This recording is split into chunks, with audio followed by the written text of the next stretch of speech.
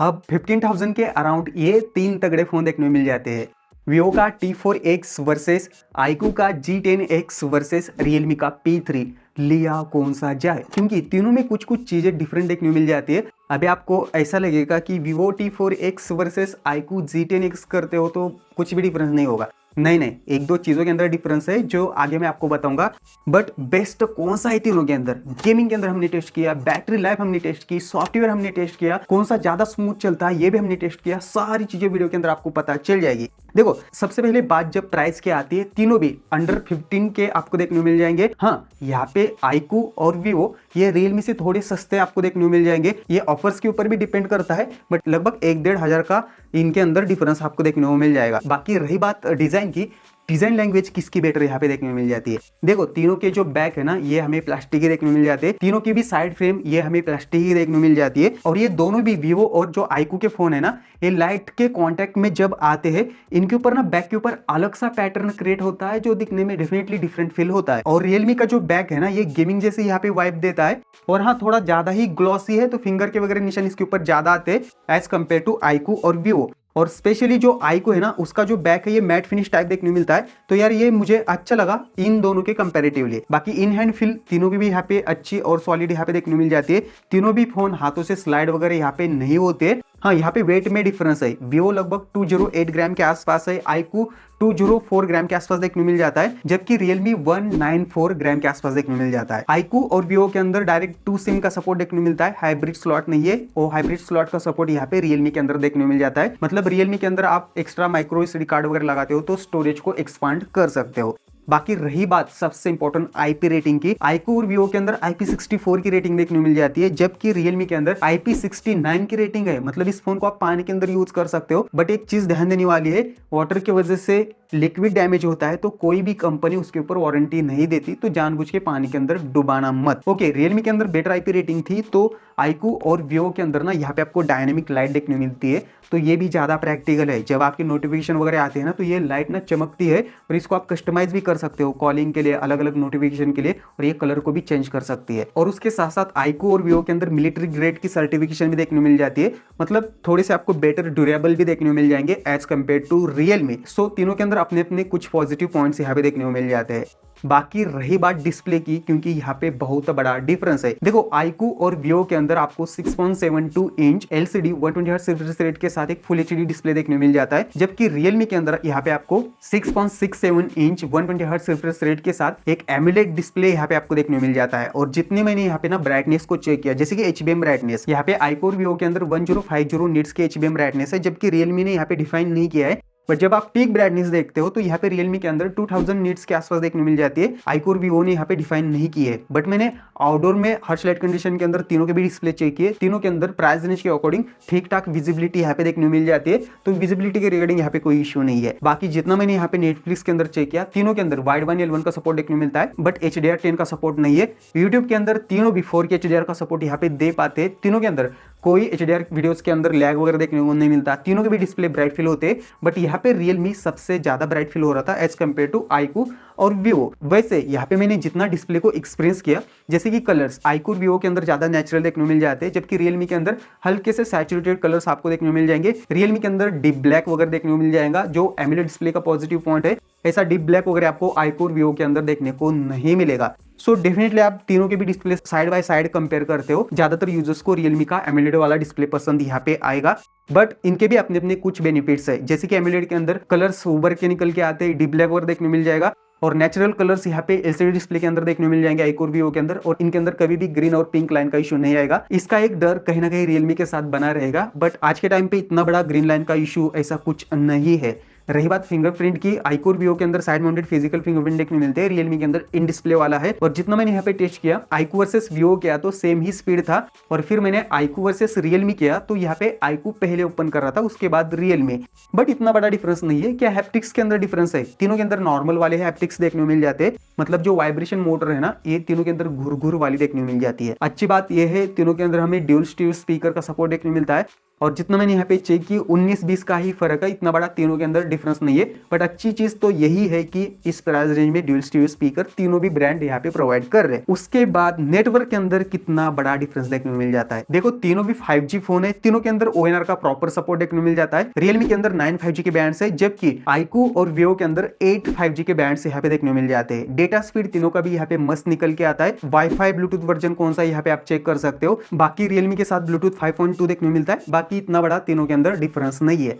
Performance में कितना बड़ा डिफरेंस देखने को मिलता है, और यहाँ से ना थोड़ी चीजें ना डिफरेंट देखने को मिल जाती है। ये सारी चीजें आपको पता होनी चाहिए। बाकी iQOO Vivo के अंदर Dimensity 7300 का प्रोसेसर देखने को मिलता है, जबकि रियलमी के अंदर Snapdragon 6 Gen 4 का प्रोसेसर यहाँ पे देखने को मिलता है। और जितना मैंने यहाँ पे AnTuTu स्कोर को चेक किया तो लगभग ये जो प्रोसेसर है ना, तीनों भी AnTuTu के अंदर लगभग 7 लाख के अराउंड ही AnTuTu निकाल के देते हैं, कम ज्यादा हो सकते हैं। यहाँ पे Vivo के अंदर 6,97,000 के आसपास थे, iQOO के अंदर 6,59,000 के आसपास थे, और रियलमी के अंदर 7 लाख के अराउंड थे। बाकी Geekbench के सिंगल स्कोर मल्टी स्कोर भी आप देख सकते हो, यहाँ पे भी बहुत बड़ा डिफरेंस नहीं है। डिफरेंस आता है यूएफएस स्टोरेज के अंदर।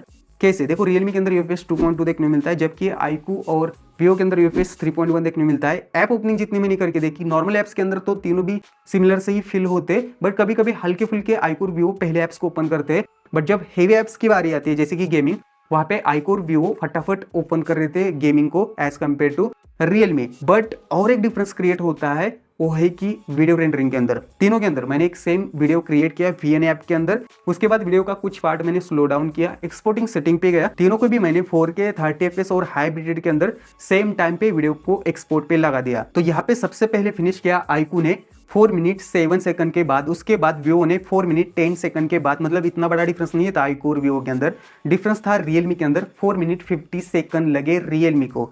तो हाँ, आप वीडियो रेंडरिंग वगैरह करोगे तो वहां पे iQOO और Vivo आपको बेटर रेंडरिंग का स्पीड दे पाएंगे। गेमिंग में कुछ चीजें उल्टी फुल्टी देखने को मिल जाती है, जैसे कि तीनों के अंदर मैंने BGMI को टेस्ट किया था, smooth plus extreme plus 90 FPS का सपोर्ट बस रियलमी के अंदर देखने को मिलता है। बाकी तीनों फोन के अंदर स्मूथ प्लस 60 मतलब 60 FPS का भी सपोर्ट है। और जितना मैंने रियलमी के अंदर 90 FPS को टेस्ट किया, अच्छे FPS निकाल के दे रहा है यार, लगभग 80 79 78 FPS के आसपास रहता है। मतलब आपको 75 टू 80 FPS के बीच में इसके 90 FPS के FPS देखने को मिल जाएंगे, जो मेरे हिसाब से प्राइस रेंज के अकॉर्डिंग अच्छे माने जाएंगे। बट जब बात 60 FPS की आती है ना, तो यहाँ पे रियलमी 53 FPS के आसपास एवरेज FPS दिखाता है, तो वहां पे ना 60 FPS में iQOO बेटर परफॉर्म करता है। इसके एवरेज FPS 56 57 FPS के आसपास रहते हैं BGMI के अंदर, जबकि Vivo के FPS लगभग आपको 53 54 FPS के आसपास एवरेज FPS देखने मिल जाएंगे। तो 90 FPS का सपोर्ट है, ये रियलमी के साथ एक बेनिफिट चला जाता है। बट 60 FPS के अंदर यहाँ पे iQOO बेटर परफॉर्म करता है। तो ऐसी सारी चीजें थी। बाकी हीटिंग के वगैरह तीनों के अंदर यहाँ पे कोई इश्यू देखने को नहीं मिले। अब रही बात सॉफ्टवेयर की, सॉफ्टवेयर किसका बेटर देखने मिल जाता है। iQOO और Vivo के अंदर FunTouch OS 15 देखने को मिलता है विद Android 15 के साथ, और यहाँ पे रियलमी के अंदर Realme OS 6 देखने को मिल जाता है। तीनों के अंदर 2 मेजर सॉफ्टवेयर अपडेट्स आएंगे, और तीनों के अंदर 3S की सिक्योरिटी पैच लेवल यहाँ पे देखने को मिल जाएगी। अब रही बात ब्लोटवेयर की, तीनों के अंदर कुछ ब्लोटवेयर देखने को मिल जाते हैं, आपको इंस्टॉल करने पड़ेंगे।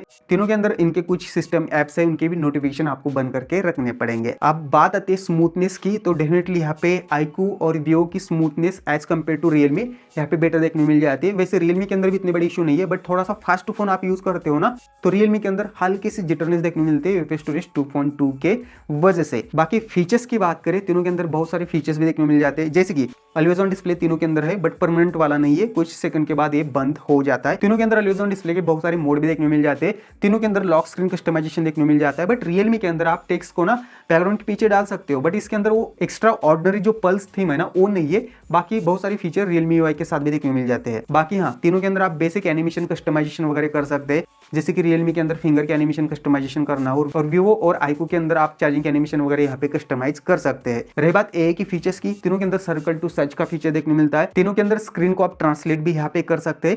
तीनों के अंदर इनके गैलरी ऐप के अंदर बैकग्राउंड से किसी को रिमूव करना है, उसका भी फीचर देखने मिलता है। तीनों के अंदर परफेक्टली काम करता है। बट यहाँ पे ना फीचर में रियलमी थोड़ा सा आगे है गैलरी ऐप के अंदर, जैसे कि सबसे पहले जो AI बूस्ट है ना, तीनों के अंदर देखने मिलता है, इमेज के अंदर डिटेल वगैरह बूस्ट करता है। बट रियलमी के अंदर आपको एक्स्ट्रा AI रिफ्लेक्शन का भी ऑप्शन देखने मिलता है। रिफ्लेक्शन आते हैं ना फोटो के अंदर, इजीली रिमूव वो कर सकता है। हाँ, तीनों के अंदर आप इजीली कॉल रिकॉर्ड कर सकते हो, बस आपको ना रियलमी के लिए प्ले स्टोर से $O को इंस्टॉल करना पड़ेगा। सो फाइनल में सॉफ्टवेयर के लिए बोलूं, तीनों के अंदर देखो ब्लूटूथ वगैरह देखने मिलते हैं, बट तीनों के अंदर बहुत सारे फीचर्स भी देखने मिल जाते हैं। बट रियलमी के अंदर जैसे कि कुछ एक्स्ट्रा फीचर है, लाइव अलर्ट वगैरह, AI की कुछ एक्स्ट्रा फीचर्स भी है। बाकी जो स्मूथनेस है ना, ये आपको ज्यादा iQOO और Vivo के अंदर देखने मिलती है एज कम्पेयर टू रियलमी। तो ऐसी सारी चीज है।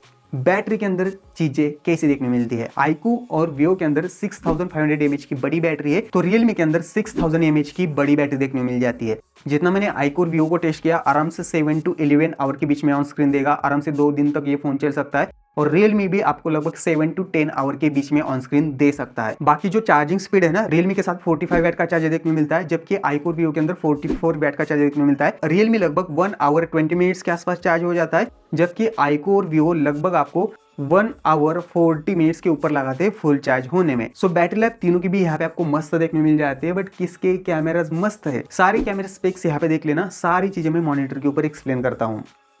तो सबसे पहले तीनों के अंदर मैंने नेचर के फोटोज क्लिक किए, तो रियलमी की हल्की सी टेंडेंसी होती है एलोविश फोटोज आते हैं इसके अंदर, कलर साइंस थोड़ा सा डिफरेंट है रियलमी का। बाकी डिटेल्स के मामले में रियलमी हल्का सा बेटर फील हो रहा था मुझे एज कम्पेयर टू iQOO और Vivo। iQOO और Vivo के अंदर नेचुरल टोन ज़्यादा देखने मिल जाती है फोटोज़ के अंदर। HDR के अंदर तीनों भी नॉर्मल फोटोज़ के अंदर सही यहाँ पे HDR को प्रोसेस कर पाते हैं। बट आप जैसे ही ह्यूमन सब्जेक्ट के ऊपर आते हो, स्किन टोन Vivo और iQOO की मुझे बेटर लगी as compare to Realme. But 2x के अंदर रियलमी के अंदर बेटर डिटेल निकल के आ रही थी। रियलमी के अंदर भी स्किन टोन थोड़ी सी ना रेडिश हो जाती है कभी कभी। बाकी 2x अपोजिट टू लाइट यहाँ पे रियलमी ही बेटर परफॉर्म कर पा रहा था। बट 1x के अंदर iQOO के अंदर हल्के से HDR के थोड़े से इशू मुझे फेस हो रहे थे। बाकी यहाँ पे और भी 2x के सैम्पल्स यहाँ पे आप देख सकते हो, और ऐसे कुछ हमने अलग अलग शॉट्स यहाँ पे निकाल के देखे थे। आपको कौन से बेटर लग रहे हैं नीचे आप जरूर कमेंट यहाँ पे कर सकते हो। एक्सट्रीम लो लाइट के अंदर तीनों भी ठीक ठाक है। यहाँ पे पोर्ट्रेट मोड की बात करें, iQOO और Vivo के अंदर एच डिडक्शन और ब्लर कभी भी मिस नहीं होता, बट रियलमी के अंदर ब्लर मिस हो जाता है UFS 2.2 की वजह से।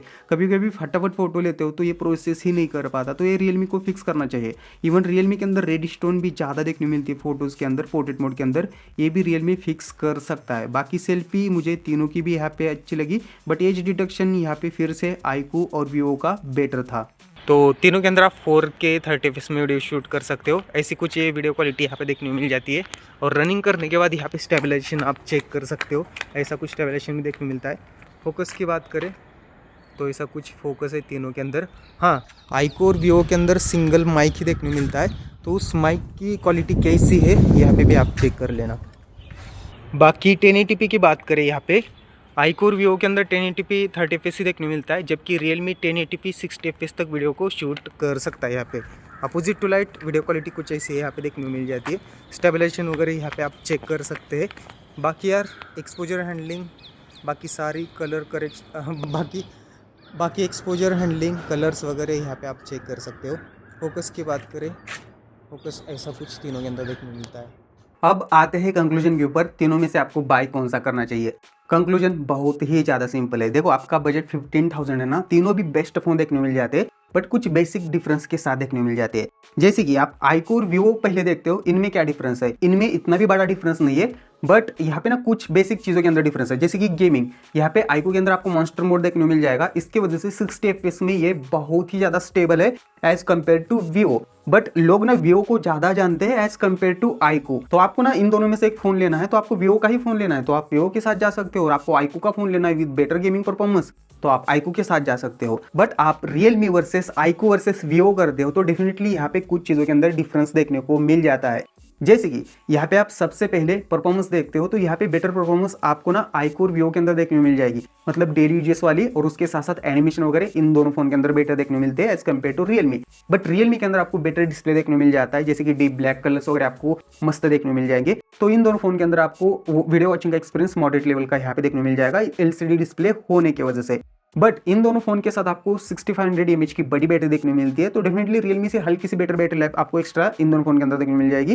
Realme के अंदर 6000 mAh की बैटरी है, बट Realme के अंदर IP69 की रेटिंग देखने को मिलती है। डेफिनेटली इस फोन को आप पानी के अंदर भी यूज कर सकते हो, बट इन दोनों फोन के अंदर IP64 है, और उसके साथ साथ मिलिट्री ग्रेड की सर्टिफिकेशन देखने को मिलती है, और डायनेमिक लाइट के साथ ये दो फोन देखने को मिलते हैं। मतलब कुछ चीजें Realme के अंदर एक्स्ट्रा है, कुछ चीजें iQOO के अंदर और Vivo के अंदर एक्स्ट्रा देखने को मिलती है। उसके साथ साथ Realme के अंदर 90fps की गेमिंग आप कर सकते हो, जबकि इन दोनों फोन के अंदर आप 60fps का ही गेम प्ले कर सकते हो। बट 60fps में Realme से बेटर 60fps यहाँ पे iQOO दे पाता है, ये हमने नोटिस किया था। बट 90fps का बेनिफिट डेफिनेटली Realme के साथ चला जाता है। और जो कैमरा परफॉर्मेंस है तीनों की कैसी है ऑलरेडी मैंने समझाई है। सो मेरे हिसाब से जिनको परफॉर्मेंस ज़्यादा मैटर करता है, फ़ोन के अंदर ज़्यादा लैग ना हो, एनिमेशन भी मस्त हो और डेली परफॉर्मेंस बहुत ही अच्छी हो, बैटरी लाइफ भी अच्छी हो, तो डेफिनेटली वो वीवो और iQOO के साथ जा सकते हैं। बट जिनको एनिमेशन से वगैरह ज़्यादा फर्क ना पड़ता हो, बट बेटर डिस्प्ले चाहिए, बेटर IP रेटिंग चाहिए और 90 FPS की गेमिंग करनी है, बट जिनको फोन के अंदर हल्के फुल्के जिटर चल जाएंगे, बट उसके अलावा अच्छा डिस्प्ले, उसके साथ साथ बेटर IP रेटिंग और एक्स्ट्रा सॉफ्टवेयर की फीचर्स चाहिए,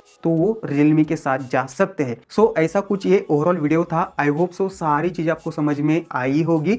बाकी यार कुछ भी आपके डाउट हो नीचे आप जरूर कमेंट कर सकते हो, कोई भी फीडबैक सजेशन नीचे जरूर कमेंट कर लेना, और इन तीनों फोन के और कौन कौन से वीडियो चाहिए ये भी नीचे आप जरूर कमेंट कर सकते हो। बाकी मिलते हैं नेक्स्ट वीडियो में। जय हिंद दोस्तों।